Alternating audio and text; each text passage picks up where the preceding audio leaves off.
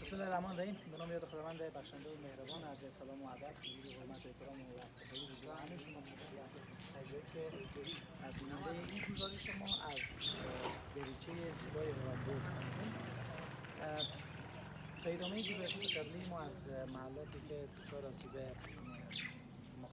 مالی و جانی بر اثر وقوع زلزله شدند، متاسفانه دامنه زلزله هم به شهر گسترده شده و در شهر هم تلفات مالی زیادی داشته. امروز آمدیم به منطقه اسحاق سلیمان، جایی که به شهر متصل است و واجد وکیل صاحب هستیم، به اونا معرفی میشیم و در رابطه به زلزله و خسارات که به اونا وارد شده جزئیات میگیریم. وکیل صاحب سلام، معرفی کنیم در رابطه به زلزله ما. بسم الله الرحمن الرحیم. از سلام و ادب خدمت شما و خدمت مردم. اول تشکر میکنیم از شما که با می وضعیت بحرانی شما آمدیم از مردم، از حال احوال مردم جویا شدیم. یک جان تشکر. در پی همین زلزله‌ای که پی هم پشت سر در هرات واقع شد و قریه اسحاق سلیمان خصوصی اینجا گذره و این منطقه که ما و شما فعلا قرار داریم شورای گذر موفق به نام موفق اسحاق سلیمان یاد میشه. الحمدلله ما خسارات جانی نداریم، ولی خسارات مالی بسیار هنگفته در همین گذر و گذرهای انجوار اتفاق افتاده و تا اکنون از هیچ نوع مؤسسه و از طرف دولت هیچ گونه کمکی، یعنی تقریبا در حدود 10-12 روز میشه که این اتفاق افتاده. حتی یک خیمه هم که به این مردم کمک نشد. چند تا خانه تخریب شده تقریبا در حدود امکان داره که 1000 خانه آسیب دیده. از این زلزله که دیروز از این زلزله که دیروز شد و زلزله که پیش از از این پیش زلزله زلزله زلزله دیروز شدیدتر بود و آسیب‌های هم فراوان‌تر از زلزله قبل. در مناطق و ولسوالی‌هایی که زلزله شده وکیل کمک ها رفته بالاخره، کمک های زیاد شده. هر توان هم حکومت هم کاری شده، هم مؤسسات هم کاری شده، هم در منطقه خودشون هم مردم کل دست به کمک و همکاری با یکدیگر بدن. فقط یک به نام رئیس مرحوم بشیر احمد یک مقدار کمپل از شخصی خود به این مردم کمک کرده. نه چون اکثریت مردم بی‌وضاحت هستند، یعنی ندارن چیزی که کمک کنند. ولی ما از دولت، از امارات اسلامی افغانستان و از مؤسسات یا رزومند داریم که رزومندی داریم هر چیز زودتر به این مردم یک خیلی به هر خانواده بده. چون همین شما میفهمید شما که جریان که سرده بعضی مردم حتی خیمه ندارن. اینا نیاز به خیمه دارم، نیاز به دوا دارم، نیاز به غذا دارم. هیچ گونه کمک از هیچ نوع مؤسسه همین تجار ملی، ولی درسته بعضی مناطق آسیب زیادتر بدیده، تلفات جانی بدیدم، اما اینا هم تلفات مالی دارم. مردم بسیار در این منطقه مستضعف، حتی توان خریدن یک خیمه هم والله ندارم.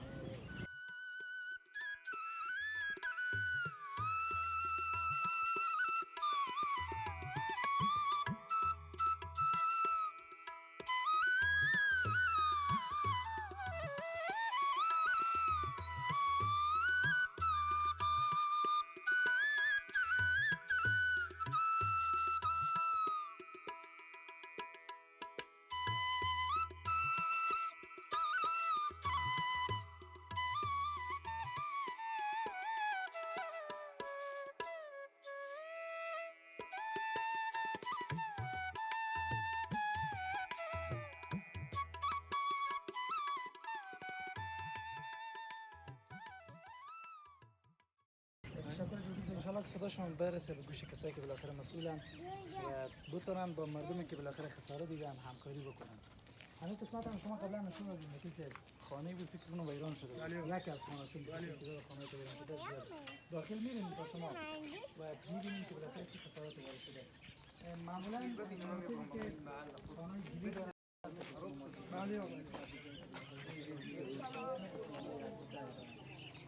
بله همین خانه که شما می‌بینید، ببینید این طرف کلان تخریب شده، این طرف کلان تخریب شده. همین شخص هم یک شخص مزدورگر هم معلول هم هست. بسیار 7-8 تا بیج پول داره. دیروز یک مؤسسه بیامد میگه تو نیاز نده، مستحق نیست. او نگرفت. ما خود ما شخصا در خود مؤسسه بودم. این انسان نگرفت.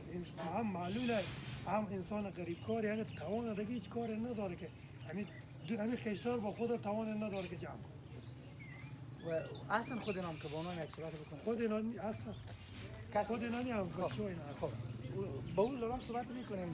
دوستا ببینیم زلزله اخیر فکر کنم تعداد بیشتر از 30 زلزله شد. تقریبا 2 هفته میشه که ما درگیر این زلزله هستیم.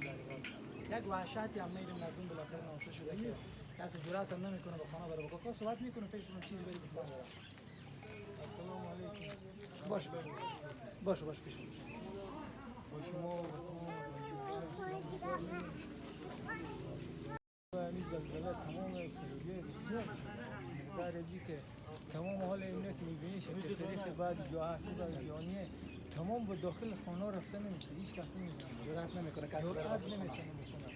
اصلا همین چیزی که بهمی چه این باغبخشای اینا باور کنی اخونیکی فوقان نمیشه که آموریش فقط دیگه بیا خیمه دارم حال نون کو با اگه هر رقم میشه اصلا من تا بیاد خیمه خیلی تیزی دارم من تو خیلی پریشونم خیلی بسیار در بدن خیلی مقصد بسیار خیلی خریبی ها کرده بود داخل بسیار برای انتقال بکنم یک طرف دارم مثلا داخل خانه رفته نمیشه همه خونه رفته وکیل سید بیشتر از خانه‌ای که بالاخره ظاهراً ویران شده خیلی از اونها فکر کنم ببینید شما اکثر خانه ها که فرو ریخته بقیه خانه هم که مونده داخل شکست کرده که دیگه کسی حتی جرأت نمیکنه اون وسایل خود از داخل خانه بکشه. اونا دیگه قابل استفاده نیست. ما نتونستیم بکشیم از ما هم وزیره اومد وزیره. یک چیز دیگه ما به شما بگم همین مردمانی که در همین گذر و گذرهای همجواره بسیار مردمان مستضعفی. ما قبلا هم شورا داشتیم همین وقتی که اینا بررسی کردیم 99% اینا زیر خط فقر قرار دارن.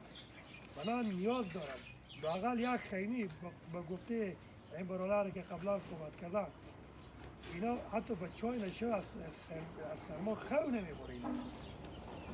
یعنی مؤسسه هر کی زودتر خواهش میکنه که لااقل یک خیمه بریز اینا بدن که همین شهر به زیر خیمه سر اولی از اینا همون خیمه غذای دوای. تشکر. دوستا همون قسمی که قبلا هم گفتم زلزله وقتی اتفاق میفته مهمی نیست که خانه کامل فرو میریزه یا خیر شکست میکنه بالاخره خانه غیر قابل استفاده میشه و در کنار از اون همون قسمی که قبلا اشاره کردم چون تعداد زلزله‌های زیادی در 2 هفته اخیر به وقوع پیوسته یک ترس و وحشتی هم در میان مردم ایجاد کسی نمیتونه بالاخره در اماکن سربسته و سرپوشیده بالاخره اونجا زندگی بکنه بسیار مشکل شده.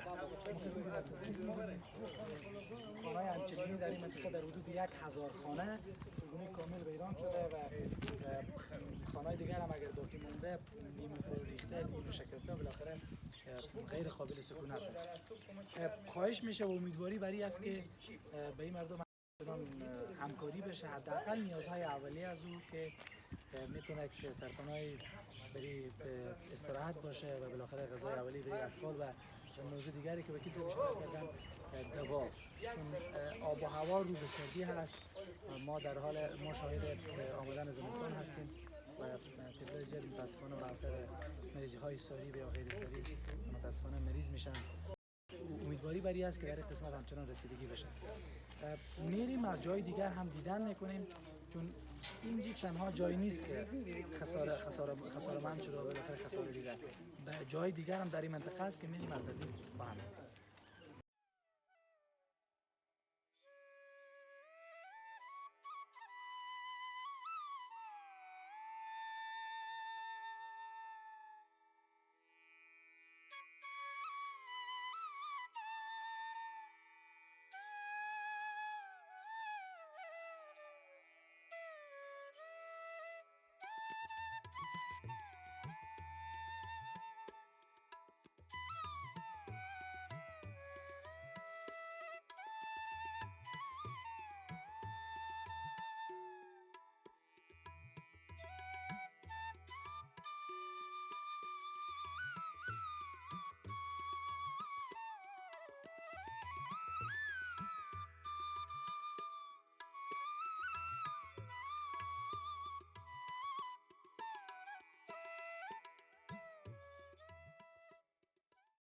دوباره سلام. همچنان در قریه اسحاق سلیمان، قریه نزدیک به مرکز شهر هستیم که دیروز شاهد یک زلزله بسیار هولناکی بود و گفته میشه که در اینجی در حدود 1000 خانه آسیب دیده. متاسفانه باید بگیم در روزهای اخیر نه تنها مرکز شهر، ولسوالی ها، بالاخره هر کسی که بالاخره در حومه شهر و حومه و بالاخره قریه و قصبات هرات زندگی میکرد از زلزله متاسفانه باید بگیم که متضرر شده. در کنار ما چیکار هستن؟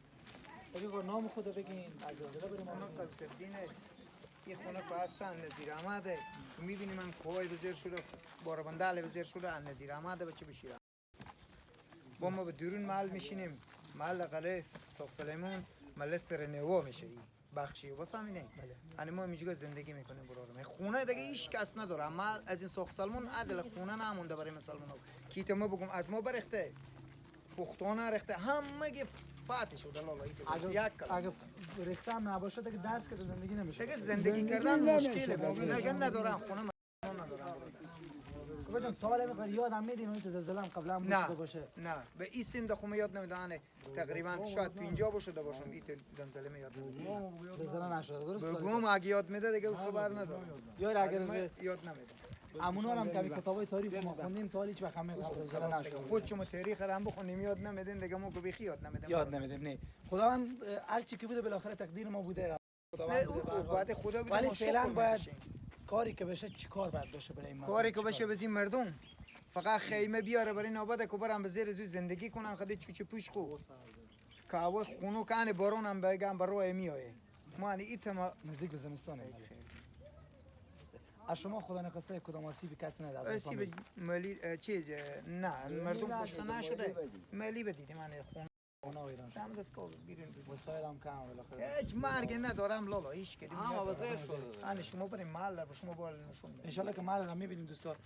متاسفانه می خساراتی که وارد میشه بیشتر مردمی که از لحاظ اقتصادی سطح متاسفانه پایین‌تر بیشتر بولد میشه پیش از اونای مشکل، چون به خاطر از اینکه هم قبلا هم وضعیت اقتصادی مناسبی نداشتن ولی وقوع زلزله و بالاخره آفات طبیعی متاسفانه باعث شده که بار مشکلات اقتصادی بیشتر سنگینی.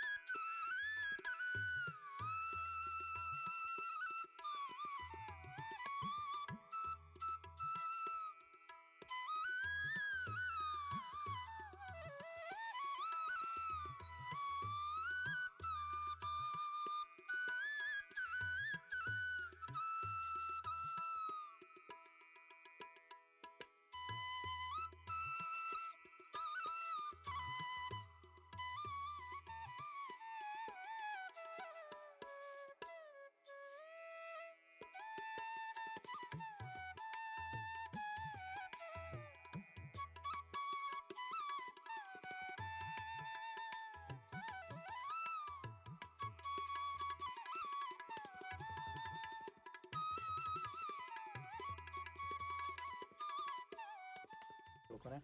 کاکام هستن، یک صحبت با کاکا میکنیم. بله. کاکا جان خوبین؟ صحتمندین؟ سلامتین؟ زنده باشید. خیر باشین. سلامت باشین. کاکا جان چند ساله هستین؟ نزدیک 70 هستیم. 70 سال. آه. خدا شما عمر با برکت بده و دعاگوی ما ان شاء الله که باشین. می سفیدمونیم تا سرمونیم. بله. کاکا جان تا حال لامبو شده بود دفعه ما به ایران هواره بودیم، همین که زمزله دیدیم که یعنی یک کار زمزله دیدیم. بله. به زیر زمین مثلا که 200 گو راره همین که شلب بود به زیر زمین دیگه. این تا زمزله ما با تمام عمر خود به 70 سال ندید. خونه شما کجا کاکا جان؟ خونه ما همین دیگه جا خلیفه حسن، ما خودم به ته کوچه این دشه و زندگی میکنیم، به ته کوچه خدا رسخه. یک 10 تا بوز دارم، بوزا مرال بزنم او بزنم، به ته سرای زندگی نمیشه، ته خونه ها زندگی خونه نمیشه. شما خراب هم بشه کاکا؟ ها همه بشرید، ما یک کرد به انتحاری شرید، این دیگه انتحاری شد. اگر به اینطوری باری شخ شد حال باز دست دیگه همه شریده زندگی به تی نمیشه. انشالله خدا نه مشکلات ما شما انشالله که حل کنه بفهمید. کاکا جان. بله دعا بکنیم انشالله با حق همه ما شما و حرف شما کاکا جان به عنوان موی سفید ما بزرگ ما گفتنی شما چی هست همیال کم کسایی که شما میبینن چی گفتنی باشه؟ چی همین گفتنی داریم ما بازرگر نداریم. ما فقط همین 3 نفریم باید که بخوریم بکشیم.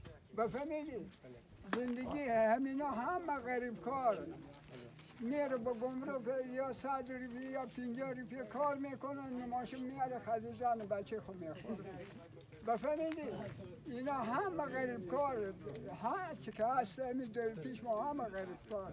خدا مشکل شما رو حل بکنه جان. تشکر که وقت دادیم بریم صحبت کنیم. ممنون. چیز مال دیگه زندگی به ته دوست را نمیتونیم کرد. امیر خامه یا فرو ریخته یا بالاخره خونه شکست کرده که دیگه داخل از او گذاره نداشته. خیمان بده یعنی سرا ما را آباد کنه چرا که ما نداریم کسی که آباد کنه سرا. انشالله کاکا جان صدا شما رو خما میرسونیم چیزی که توان باشه شما کار شما میکنیم. پناه به خدا انشالله امیر روزا کمک‌های هم شده برای خود ما رو هم زیاد شده ولی چون مردم زیاده خیلی از منطقه ما ضرر شده شاید حالا طول بکشه یا بالاخره اولویت قرار بدن تفکیک کنن کدوم منطقه خب همینه که به حق جانب زندگی برسونیم که بین تمام مردم به باغ بخشه ما خانوادی ما به تی باغ خیلی خواستیم. حالا بریم با محل بریم.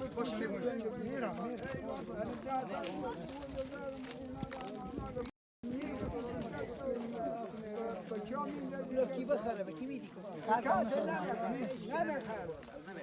اونور کسی نمیخره اونو علاقری ده ساق هم نمیخره سالم خشکه خب میبینی من کاش علاقری هم اونا نمیخره. بس اینای خیمی اقلا خیمه کمک زودتری بیارن که از اون سرمو همین دونه نادون خور مرتکه بکشه بسه اگه پناه به دیگه خدا چیزی انشالله خدا مشکل اما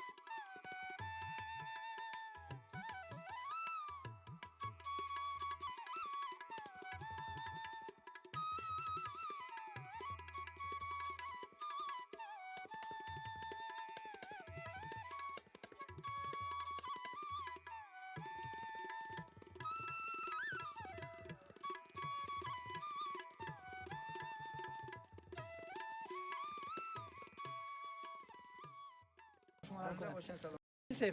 یک موضوع من میخوام بپرسم وضعیت اقتصادی مردم این منطقه خیلی نامناسب به نظر میرسه وضعیت اقتصادی خوبی ندارن مردم بیشتر مصروف چی کارها هستن این مردم که هستن بیشتر مصروف زراعتگری و مالداری هستند. چون همین 2 سال میشه که پشتسالی اومده وضع اقتصادی اینا بسیار ضعیفه. اینا همین روزانه کار میکردن شب میخوردن. یعنی یک هفته 2 هفته هم که میشه به اصلا زل همون کار و غریبی هم که بودن و تعطیل شد. بیشتر اینا با گمرک میرفتن کارا زراعتی میکردن. یعنی وضع اقتصادی از اینا بسیار به صفر رسیده. ما از تجار ملی از امارات اسلامی افغانستان از تمام کسانی که خیرن مؤسسات خارجی خواهشمندیم که هر چیز زودتر به داد از اینا برسه. تا اکنون که ما با شما صحبت میکنیم کدام فاجعه انسانی رخ نداده اما به اثر همین چند شب که بسیار سرده احتمال میره که همین کودکا همین زنا همین کسانی که حتی خیمه ندارن شب به روی زمین در فضای آزاد به همین سرما زندگی احتمال میره که فاجعه انسانی رخ بده. پس بنابراین ما تقاضا میکنیم که هر چیز زودتر به داد از این مردم برسن. اینا نیاز به غذا دارن، اینا نیاز به خیمه دارن، لااقل یک از این مؤسسات روی از اینا میشه که با ما مردم کمک کنن. دیگه اینا به واسطه چی بیامدن؟ هدف و مرام از اینا چیه جز خدمت؟ میگم بشردوستانه ما کمک‌ها بشردوستانه. والا تمام ساعت که ما با شما صحبت میکنیم یک خیمه، یک تیم روغن، یک بوجی برنج هیچ طالب این مردم نه از طرف امارات اسلامی شده و نه از طرف مؤسسات شده و نه از طرف تجار ملی شده. درسته کسانی بیشتر از ما آسیب دیدن، آسیبای هم مالی دیدن و هم جنی دیدن، ولی مردم آسیب مالی دیدن وضعیت اقتصادی دیدن بسیار ضعیف. پس تقاضا میکنه، خواهش میکنیم برای رضای خدا هر چیز زودتر خیمه، غذا، دوا به دریز مردم برسه. اگر نرسه احتمال میره که هم کودکان از بین برم، از بین برم، چون شبا بسیار شبای سردی. همه زمستان در پیش داریم و آفات هم که در 2 هفته گذشته هم شاهد چندین زلزله بودیم و هم شاهد طوفان بودیم در هرات و ولسوالی هرات. بیشتر هم میریم و جای دیگر هم کوشش میکنیم تصویر بکشیم و ببینیم که مردم چه مشکل دارن. ما باشیم در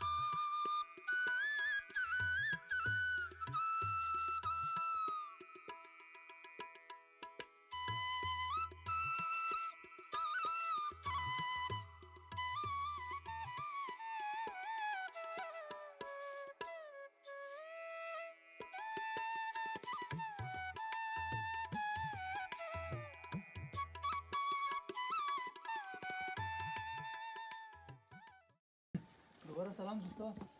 یک چیزی که در این منطقه به چشم میخوره خانه‌ای که گلیه برای مردم عامیانه از گل ساخته شده، از بلوک‌های گلی ساخته شده، به گونه کامل ویران شده. خانه‌های پخته هم دیگه قابل نشستن و قابل زندگی نیست چون شکست کرده. کسی جرئت نمیکنه، ترس دارن مردم که برن داخل خانه زندگی بکنن و شبها همه مردم به بیرون از خانه متاسفانه در این هوای سرد که زمستانی هم در پیش داریم و پیش بینی بارندگی هم شده ولایت هرات که شاید در روزهای آینده شاهد بارندگی هم باشیم. کاکا جان این خانه فکر کنم که از مربوط به شما درسته؟ بله. کی خونه شما خراب شد؟ خونه ما نصف بزنزلی اول لومبی درجه وزی زنزله ای سرو بجامون ای خونم به تو جمع دومات مونه. از شما خونه خود مانه اینو که بقیه تمی سمیتی مونده سمیتی همونو پایه برین سه کسی خدا نخواسته زخمی نه زخمی جانی ندیدیم اما مولی زیاد مولی زیاد اما به داخل می خونه مولی هرچی مولا مولی یک گندم نی دوم همه امی آیت ما نمرنگ خودی کوی زندگی ما فارغ از برام اگر ها خواهد دستیم بده تو خوراکی پوشاکی آمد بده تو خدا بزرگ انشالله خدا مشکلات ما حل کنه. ما مشکل ما خیمی درست کوی چینی اومد شما نبیا میگی برن تا بخور نمیشه رفته این خدا نکنه چادر نماز ما خیلی من ما باور دوستان متاسفانه چون دیوار هم فرو ریخته امیال هم خطرناکه نمیتونیم داخل بریم دوستا اجازه نمیدن چون خطرناکه خودنا ما تو راسته نمیتونن تا راسته نمیتونن اباخچا میریم برو راست خودت میگه اباخچا میریم بس از ایران تو با نمیاد مسجد با خدا از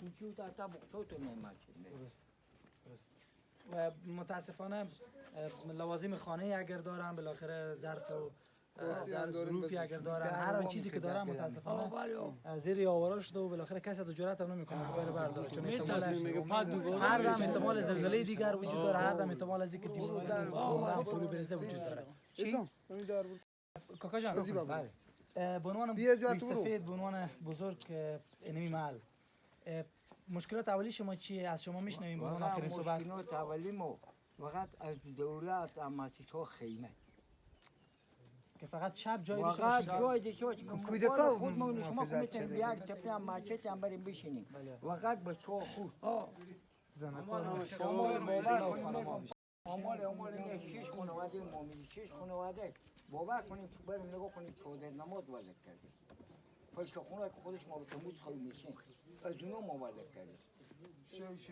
واقعا خیمه قصد نیمروی واقعا اولین خیمه نیاز اولیه که در سوای سر متاسفانه باز واقعا خیمه دچار مشکلات دیگری نشدیم. قبلا اشاره کردم شاهد مریضی های ساری هستیم و متاسفانه در هوای سرد اطفال بیشتر دچار مریضی ها میشن و خدای نخواسته که باز تلفات جانی بیشتر نشه. کاکا جان ما داخل هم میتونیم به عنوان آخرین صحبت از حکومت و مسئولین و نهادهای همکار چی میخواین؟ واقعا خیمه میخوام فقط خیمه. واقعا خیمه حالا قصه خرج نیه هر نون تر خوش که باشه میشه هر کدوم 3 خانواده 4 خانواده به این محل 30 خونه 30 خونه واقعا یاد به خیمه دار محل سر نو چی میگوشن که وقت داشتین؟ از گوشنگی تشکر که وقت گذاشتین. زنده و سلامت سلام باشین. انا بفرماییم اینجوری یک نگاهی یک نگاه اونجا میکنیم. بیا. اجازه کسی اگه ما بیاین یک صحبت پایینی با شما اونجا داریم و بالاخره باز گزارش خود ختم میکنیم. دوستان اینجا داخل میاییم. خیلی داخل نه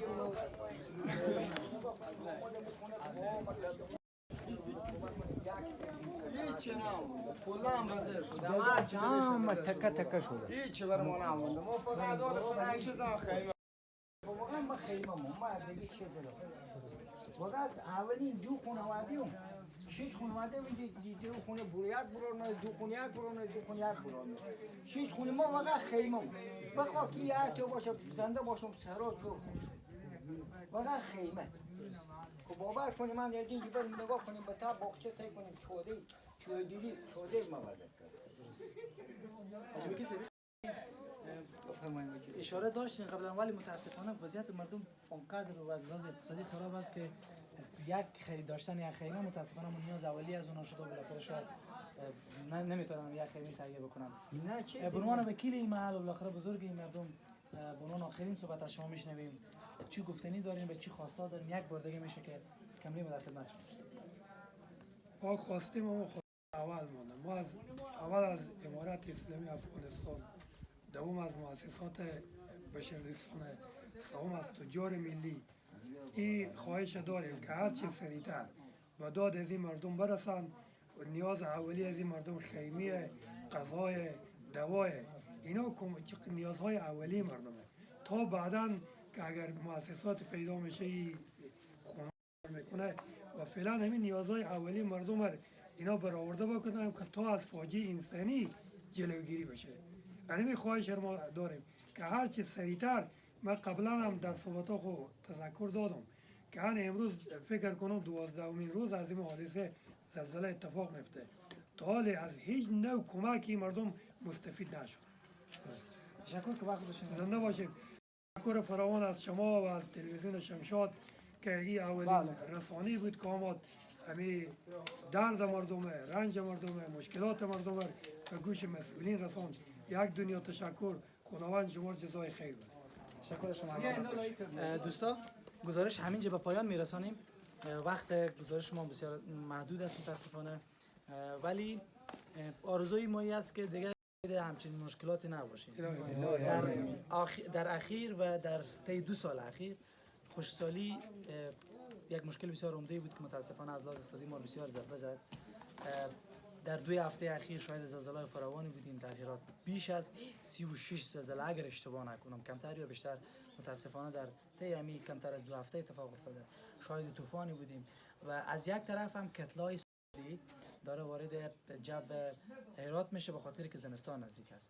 طفل‌هایی داریم که شبا بیرون میخوابند، مادرای پیری داریم که شبا بیرون میخوابند، پدرای ما شبا بیرون میخوابند.